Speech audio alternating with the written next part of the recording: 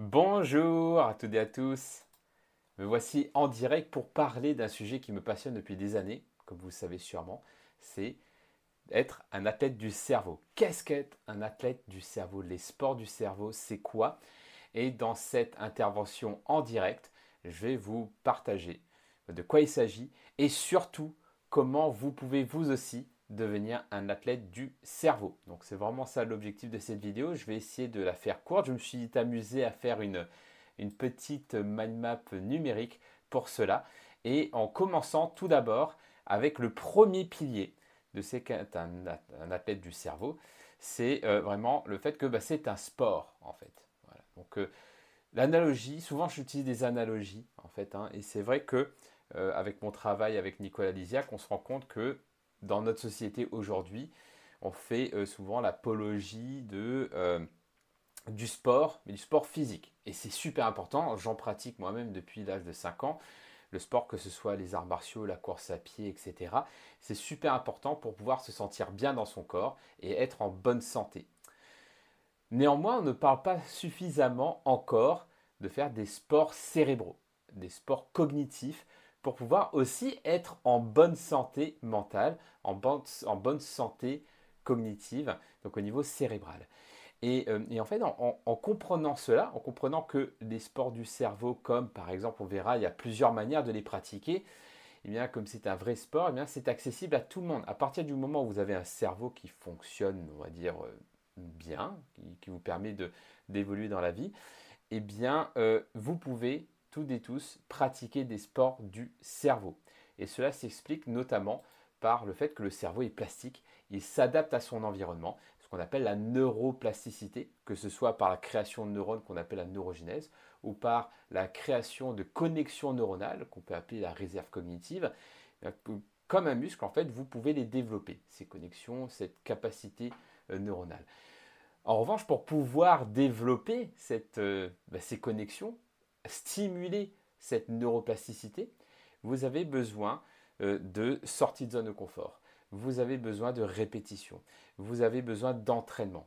C'est ce que j'ai pu apprendre en travaillant aussi avec des neuroscientifiques, notamment Pascal Michelon, qui a étudié la réserve cognitive et explique que pour pouvoir développer le potentiel du cerveau, pour pouvoir développer les connexions neuronales, nous avons besoin de ces éléments-là, de la répétition, de la nouveauté et de la sortie de zone de confort. Donc tout le monde peut y arriver à partir du moment où vous arrivez à vous mettre dans cet état d'esprit de je vais challenger mon cerveau pour pouvoir développer de nouvelles capacités. Et c'est accessible à toutes et à tous, que ce soit donc des jeunes de 5 ans par exemple, ou des personnes beaucoup plus âgées, qui ont 70 ou 80 ans.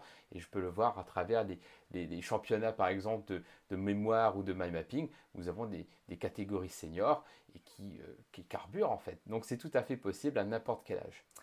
Euh, et ce qui est important de noter également, c'est que aujourd'hui, les sports du cerveau, donc être entre guillemets un athlète du cerveau, c'est devenu un enjeu de santé important. On le voit, que ce soit avec la baisse du niveau d'attention, mais aussi de tout ce qui touche également à la santé mentale. Donc on le voit avec l'explosion du burn-out ou donc l'épuisement professionnel, voire même de la dépression, etc. Et donc il y a vraiment des enjeux très forts là-dessus sur la santé mentale. Et il s'avère que pratiquer les sports du cerveau vont vous aider dans ce sens, vous aider pardon, à prévenir ce type de problème de l'ordre de la santé mentale. Mais au-delà de ça, il y a aussi quelque chose que je trouve fantastique, c'est au-delà de la santé mentale, on touche aussi à la santé neurologique. Donc il y a des études qui ont montré que pratiquer des sports du cerveau, notamment la lecture ou la lecture rapide, eh bien, vont permettre de faire reculer certains symptômes de maladies neurodégénératives, comme la maladie d'Alzheimer par exemple, et notamment par le biais de la lecture de fiction. Donc le fait d'entraîner sa mémoire par les techniques de mémorisation, par le mind mapping, par la lecture de fiction, vont avoir des effets bénéfiques face au développement de certaines maladies neurodégénératives. Donc il y a un vrai enjeu là-dessus également, et c'est pour cela que Bah, pour moi, c'est important donc de pratiquer les sports physiques, mais aussi important de pratiquer les sports cognitifs ou les sports cérébraux. Et enfin, quelque chose que je trouve très intéressant de noter, quand on devient athlète du cerveau, quand on pratique les sports du cerveau, on va avoir un vrai boost en termes d'estime de soi et en termes de confiance en soi. Donc j'ai pu interviewer, vous allez sûrement retrouver l'interview très prochainement donc de Kim Fu, qui est un grand maître des sports du cerveau, de la mémoire, qui est arbitre international et qui a été aussi champion dans la discipline, et qui expliquait à travers son parcours comment, par le biais de l'entraînement aux techniques de mémorisation, il a pu développer une forte estime de lui, une grande confiance en lui, et que ça a changé sa vie. Et c'est tout à fait normal si demain, je sais que je peux retenir facilement des prénoms, que je peux lire un livre en 1 heure et que je peux apprendre une nouvelle langue beaucoup plus rapidement que si je n'avais pas ces techniques, alors je vais me sentir beaucoup mieux équipé pour faire face au monde qui peut me challenger. Et donc c'est en ça que la pratique des sports du cerveau va développer l'estime de soi et la confiance en soi. Donc pour moi, il y a vraiment de l'enjeu là-dessus. Donc maintenant, qu'est-ce qu'on entend par athlète du cerveau? Quelles sont les disciplines inhérentes au fait d'être un athlète du cerveau? Alors pour moi, il y a vraiment cette notion d'habitude. Donc au même titre que le sport physique, pour pouvoir développer certains muscles, eh bien, vous avez besoin de répétition dans le temps. Ce n'est pas en faisant par exemple un marathon 1 fois par an et que vous entraînez pas tout le reste de l'année que vous allez être un sportif ou un marathonien. Vous avez besoin de vous entraîner régulièrement pour pouvoir faire cette prouesse. Mais pour les sports du cerveau, c'est pareil. Il n'y a pas de recette miracle, il n'y a pas une technique magique. C'est de l'entraînement cognitif qui demande de la répétition. Et donc pour pouvoir s'entraîner régulièrement, nous avons besoin d'habitudes.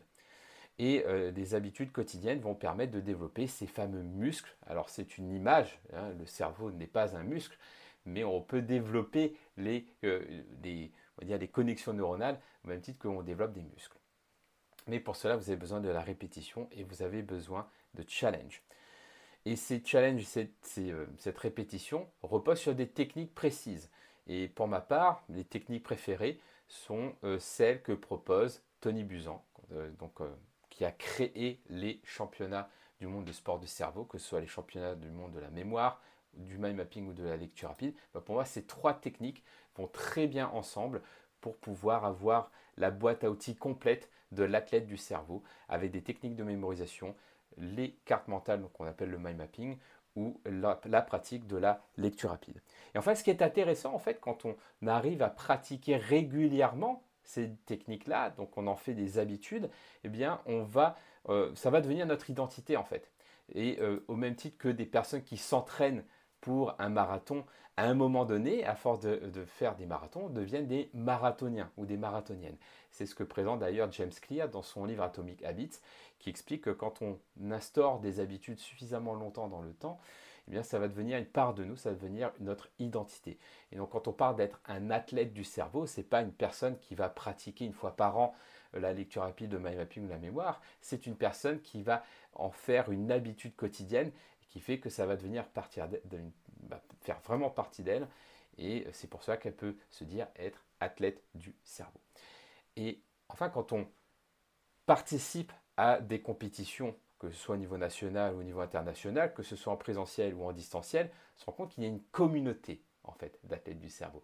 On a des pratiquants de mind mapping, des pratiquants de lecture rapide, des pratiquants de techniques de la mémoire, et qui parfois pratiquent les 3 aussi. Et c'est vraiment génial de pouvoir faire rencontrer les communautés dans ce sens. C'est ce que j'ai pu vivre quand j'étais justement à Istanbul en décembre 2024 pour le dernier championnat du monde de mémoire, mind mapping et lecture rapide, de voir cette communauté se rejoindre avec 20 nationalités différentes. Et bien c'est ça qui est vraiment beau aussi. Donc quand on est athlète du cerveau, on fait partie de cette communauté internationale de personnes qui s'entraînent au niveau cognitif. Donc nous avons vu que pour devenir un athlète du cerveau, c'est déjà important d'intégrer le fait que le cerveau s'entraîne comme un muscle, sans pour autant être un muscle. Donc il s'entraîne comme un muscle en faisant du sport. Il repose également sur le fait d'avoir de la discipline, que ce soit sur des habitudes ou que ce soit également dans les techniques que l'on va choisir d'adopter dans son quotidien. Et enfin, un point important également à noter, c'est quand on est athlète du cerveau, on va être dans une dynamique de dépassement. On va vraiment chercher à atteindre des objectifs, que ce soit au niveau pro ou au niveau perso. Par exemple, quand je me suis mis à la lecture rapide, je ne me suis pas dit, ok, je vais juste lire pour lire, en fait. Je me suis dit, bah, grâce à la lecture rapide, je vais pouvoir lire une trentaine d'ouvrages professionnels tous les ans. Et je vais aussi pouvoir lire 10 romans tous les ans. C'était un objectif. Et cet objectif m'a permis de me stimuler pour me dépasser et vraiment aller au-delà de ce que j'étais capable jusqu'à maintenant. Et faire la même chose au niveau personnel également. Et ce qui est génial avec ces trois disciplines, que ce soit la mémoire, le mind mapping ou la lecture rapide, c'est que nous pouvons mesurer ce dépassement avec des vrais indicateurs ou des KPI, des Key Performance Indicators, qui permet vraiment de mesurer notre progrès. Donc par exemple en lecture rapide, on va mesurer la vitesse de lecture en nombre de mots par minute. Et par exemple avec l'application NeoBoost, donc l'application numéro 1 d'entraînement à la lecture rapide, donc avec NeoBoost, vous faites un test de vitesse de lecture au tout début de votre programme et au bout de 30 jours et vous arrivez à mesurer à quel point vous avez progressé. Et généralement, avec le protocole de 30 jours de NeoBoost, vous arrivez à doubler votre vitesse de lecture en 30 jours. Donc voilà un exemple de comment mesurer un dépassement, une évolution en termes de sport du cerveau, notamment avec la lecture rapide. C'est la même chose aussi, par exemple, avec le mind mapping ou les techniques de mémorisation. En fait, vous vous rendez compte que vous pouvez mieux gérer les informations et stocker beaucoup plus d'informations dans votre cerveau qu'auparavant. Donc avec les techniques de mémoire, c'est très simple. Peut-être qu'avant, vous reteniez 3 prénoms dans une soirée et au bout de 2 ou 3 mois d'entraînement, vous avez en retenir 20. C'est mesurable. Pour le mind mapping, c'est la même chose. Vous pouvez mesurer le nombre de mind maps que vous faites. Et d'ailleurs, ce qui est génial avec le mind mapping, c'est que c'est vraiment tangible. C'est-à-dire que vous avez des vrais livrables. C'est des choses que vous pouvez montrer également. Et ça a de la valeur aussi. Et c'est ce que l'on voit justement dans les championnats de mind mapping également. Et enfin, le dépassement ultime en tant qu'athlète du cerveau, c'est les compétitions. Que ce soit les championnats que vous pouvez faire au niveau national ou international, ou en ligne avec la WABA League, donc la World Association of Brain Athletes, qui permet de faire des compétitions tous les trimestres en lecture rapide, en mind mapping et prochainement en mémoire également. Et donc quand on est dans cette dynamique-là de dépassement, qu'on arrive à intégrer l'usage de ces techniques dans ses propres objectifs et qu'on arrive à mesurer tout ça, alors on va être vraiment dans cette dynamique d'athlétisme du cerveau, entre guillemets. Et enfin, après on peut se dire oui c'est super, ça peut peut-être faire du bien à l'ego, tout ça, mais concrètement à quoi ça sert? À quoi ça sert d'entraîner son cerveau? On a déjà vu que déjà en termes de santé, que ce soit en termes de santé mentale ou de santé neurologique, ça a un impact positif. Mais au-delà de ça, au-delà de cette santé et de cette confiance que l'on peut gagner, c'est aussi utile. Donc déjà pour apprendre, le fait d'avoir ces techniques-là, ça vous permet d'apprendre beaucoup plus rapidement et beaucoup plus efficacement. Que vous soyez dans vos études, que vous soyez dans votre quotidien professionnel, que vous voyagez, ça permet d'apprendre beaucoup plus rapidement et d'avoir beaucoup plus confiance dans ses capacités d'apprentissage. Enfin, autre chose qu'on arrive à observer également, c'est qu'on gagne énormément en productivité. Si vous lisez 2 fois plus vite et que vous avez l'habitude de lire, allez, on va dire 6 heures par semaine, que ce soit des emails, que ce soit des documents, etc., vous gagnez 3 heures par semaine de productivité. C'est énorme, sans parler du fait que votre cerveau devient beaucoup plus efficient également. Pouvoir traiter l'information beaucoup plus rapidement, avec beaucoup plus d'efficacité, ce qui va vous faire gagner en productivité dans votre quotidien. Donc ça, c'est vraiment génial. Et enfin, une autre utilité à devenir athlète du cerveau, c'est en termes de gestion mentale. Quand on arrive à entraîner son cerveau, c'est comme si vous devenez plus musclé et que vous arrivez à porter plus de charges. Si vous faites des poids et que vous arrivez à faire des deadlifts, etc., à un moment donné, vous allez pouvoir porter plus de choses au quotidien en vous fatiguant moins. Pour le cerveau, c'est la même chose. Si vous l'entraînez, le cerveau peut gérer plus de poids, entre guillemets, plus de charge mentale pour s'épuiser moins rapidement. Et si vous arrivez à avoir un cerveau qui arrive à mieux gérer la charge mentale parce qu'il est plus entraîné, vous allez voir que votre cerveau va être aussi beaucoup plus équipé pour mieux faire face au stress. Parce que le stress, c'est quoi? Donc c'est une réaction normale, naturelle, de mécanisme de défense du corps humain qui va s'activer lorsque nous avons la perception d'un enjeu qui est très forte par rapport à la perception des ressources auxquelles nous avons accès. Donc si par exemple je me dis je vais lire, je dois lire un livre en 2 heures, mais que je ne sais pas comment faire, que je ne pratique pas la lecture rapide, alors je vais être en stress. Je vais dire je n'ai pas suffisamment de temps, je n'ai pas suffisamment de ressources pour pouvoir le faire. L'enjeu est très fort par rapport à mes ressources accessibles. Mais si j'ai accès à ces ressources, la lecture rapide, le mind mapping ou les techniques de mémorisation, alors l'enjeu sera peut-être fort, mais ma perception de mes ressources aussi. Donc j'aurai beaucoup moins de stress. Et donc je serai beaucoup plus confiant et beaucoup plus à l'aise. Et c'est en ça aussi que devenir athlète du cerveau va vous aider également dans votre quotidien.